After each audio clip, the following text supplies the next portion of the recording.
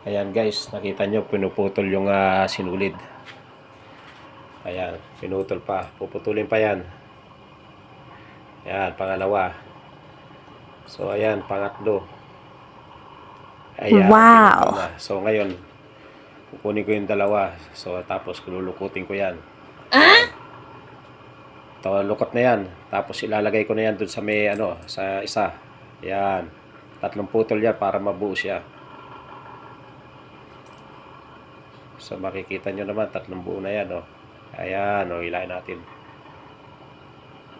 Makikita dyan yung dinikit ko. Ayun, yung dinikit ko. Ayun, So, galing, no? Buo. Diba?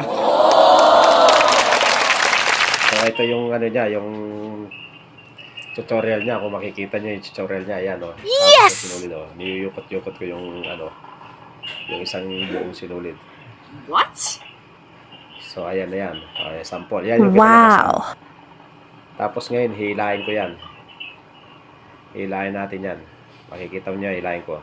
Magiging buo siya. Ayan, tingnan nyo.